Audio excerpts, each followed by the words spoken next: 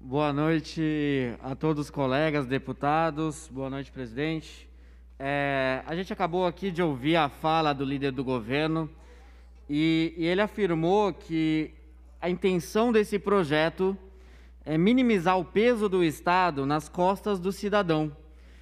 E depois de fazer um estudo profundo do projeto, depois de analisar todos os números, de discutir em diversas oportunidades com o secretário Mauro Ricardo, de discutir com o líder do governo Carlão, de discutir com o vice-governador Rodrigo Garcia, a conclusão que a gente chega, nós do Partido Novo, é a seguinte: esse projeto vai fazer exatamente o oposto do que o líder do governo acabou de afirmar.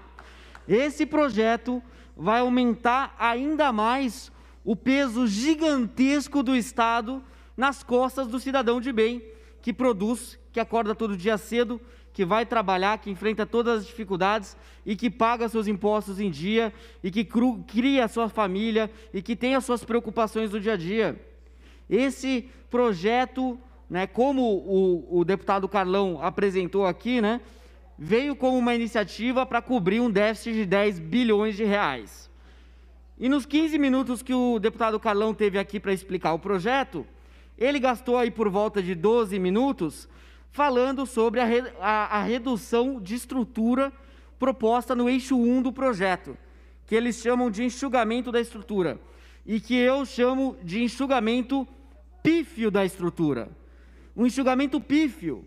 Essa é uma redução de despesas que corresponde a 500 milhões de reais, sendo que o resultado total do projeto é de 10 bilhões de reais. Aonde vem o resto do resultado financeiro do projeto? Se só 500 milhões é redução de estruturas, aonde vem o resto? Da onde está vindo os outros 9,5 bilhões de reais? É aí que a gente começa a ver onde o peso do Estado aumenta, nas costas do cidadão comum. O eixo 2 do projeto, ele fala sobre realocação de recursos financeiros. Mas eu dou um outro nome para isso. Eu dou o seguinte nome: incentivo para o desperdício de dinheiro público. A gente pode ver isso de uma maneira muito clara no artigo 14 do projeto.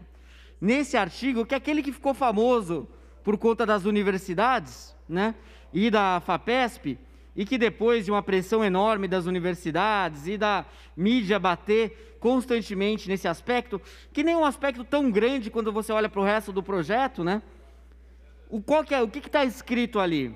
Está escrito que no final de cada ano fiscal, o governo de São Paulo poderá trazer de volta todos os recursos que estão disponíveis, que sobraram nas diversas autarquias do Estado. É isso que fala o artigo 14. Tirou ali no substitutivo do deputado Alex, tirou essa parte das universidades e tudo mais, ok, legal, mas tem todas as outras autarquias e agências estão ali no bolo. Só que pensa bem, se você fosse um diretor, alguém que controla o orçamento de uma autarquia do Estado de São Paulo, e que fosse ali, vamos supor, dia 25 de dezembro, 5 dias ali para acabar o ano fiscal, e que tivesse na conta daquela autarquia, vamos supor aí, 45 milhões de reais. O que esse gestor vai fazer? Ele vai, de muito bom grado, devolver esse dinheiro para o Tesouro do Estado? Ou ele vai encontrar a primeira forma que vier na frente dele de gastar esse dinheiro, para não ter que devolver para o Tesouro? Infelizmente, o incentivo gerado nesse artigo 14 é justamente o oposto do que ele foi intencionado pelo governo de São Paulo. Me assusta que o governo de São Paulo, com uma equipe técnica tão grande, tenha cometido um erro tão grosseiro. Se eu juntasse 15 alunos aí de qualquer escola aqui do estado de São Paulo e perguntasse qual seria a reação, qual que você acha que vai ser o efeito desse artigo 14, boa parte deles ali, depois de 10 minutos discutindo, chegaria à conclusão que, apesar do intuito daquele artigo 14 ser a economia de recursos, a melhor utilização dos recursos por parte do governo de São Paulo, o efeito é justamente o oposto. os diretores de autarquia vão gastar mais, vão torrar esse dinheiro de formas que são, como sempre, muito ineficientes, de forma que, como sempre, não respeita o dinheiro do pagador de impostos. Então, aqui, esse eixo 2 do projeto é o incentivo para o desperdício de dinheiro público. Isso simples e claro, incentivo ao desperdício. E, por último, eu queria falar aqui e dedicar a maior parte do meu tempo no aspecto mais importante desse projeto, que é o eixo 3, que ele chama de melhoria da administração tributária. Olha só, melhoria da administração tributária. E que eu posso renomear esse eixo do projeto com um nome muito simples: aumento de impostos. Aumento de impostos. As expectativas, se eu pegar aqui o artigo 24 do projeto, capítulo 8 do projeto aqui, no caput do artigo está escrito: fica ao Poder Executivo autorizado a, no inciso 2º, reduzir os benefícios fiscais e financeiros fiscais relacionados ao ICMS. E no parágrafo 1º, para efeito dessa lei, equipara-se a benefício fiscal a alíquota fixada em patamar inferior a 18%, ou seja, tudo que é menos de 18% do Estado de São Paulo passa a ser benefício fiscal. Se a gente for fazer isso de uma maneira técnica e precisa, e se o intuito do governo de São Paulo fosse, de fato, reduzir benefício fiscal e não aumentar a receita, a forma do cálculo seria completamente diferente. Você ia encontrar uma alíquota ótima para o Estado, para todos os produtos, mantendo a arrecadação. Tá bom, eu não posso falar que esse projeto não reduz o benefício fiscal, mas a que custo? Ao custo de um aumento de impostos que pode passar de bilhões e bilhões de reais. Nos cálculos do próprio governo, o resultado financeiro do projeto totaliza 10 bilhões de reais. Mais de metade disso vem de aumento de ICMS. Ou seja, o governador Dória, que se diz liberalzão, na verdade, se preocupa 10 vezes mais em aumentar impostos do que em reduzir a estrutura do Estado. É isso a prioridade sua, governador Dória? Aumentar a receita é 10 vezes mais importante do que diminuir despesas? Tudo isso aqui que o Carlão falou, apresentando sobre a redução da estrutura, é ótimo, a gente do Novo adora. Pena que não fez mais. Agora, o aumento de impostos, isso é inaceitável. E pior, todos os deputados aqui que estão presentes vão concordar comigo, independentemente do voto, que o poder legislativo a nível estadual, tem competência muito limitada. Não é mesmo, deputado Carlão Pignatário? O legislativo estadual tem competência limitada no Brasil, né? A gente sempre luta para que o legislativo tenha mais poder para legislar sobre diversos temas, porque as realidades dos estados são diferentes. E aí, o que acontece, deputado Ed Thomas? O que acontece? Esse artigo aqui, 24, ele é um cheque em branco para que o Poder Executivo determine as alíquotas dos impostos de diversos produtos no Estado de São Paulo. A gente não está falando aqui de coisas muito complexas, de produtos assim, que são só acessíveis para poucas pessoas. Não. A gente está falando aqui de medicamento genérico, a gente está falando aqui de itens básicos na cesta básica, a gente está falando de itens de diversas formas e que a população usa todos os dias. Então, deputado Carlão, isso daqui, em primeiro lugar, é inconstitucional, porque fere o princípio da legalidade tributária. Essa Assembleia Legislativa está autorizando o governo de São Paulo a, via decreto, determinar alíquotas de produtos. A gente reclama tanto da nossa limitação de competência legislativa e agora a gente dá uma carta branca para um dos aspectos mais importantes que nós, deputados, temos para o Estado de São Paulo e para a população paulista. Isso daqui é uma vergonha, isso daqui é inaceitável.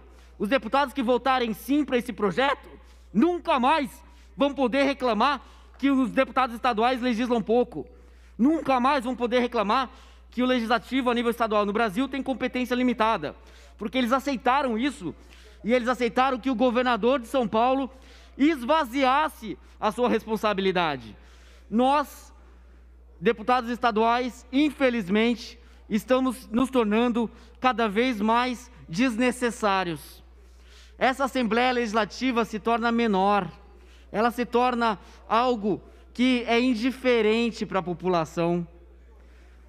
A maior parte das pessoas nem sabe que esse prédio aqui é uma Assembleia Legislativa. A maior parte das pessoas nem sabe o que a gente está fazendo aqui.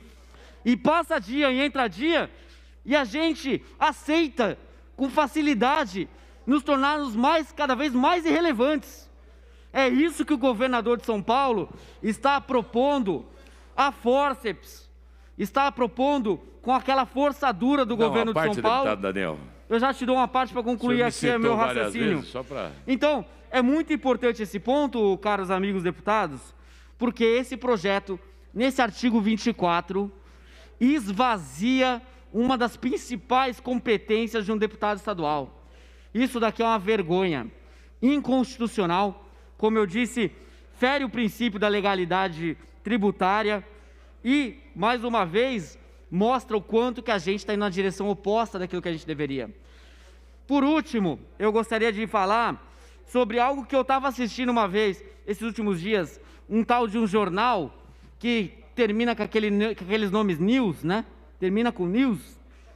E eles falaram, olha, o governo de São Paulo tem essa proposta de reforma administrativa, que não é uma reforma administrativa, me mostra aqui o que está sendo reformado. Não tem reforma nesse projeto. Mas vamos lá, tudo bem, deixa passar, foi o apelido, o Dória é bom nessa coisa do marketing, né?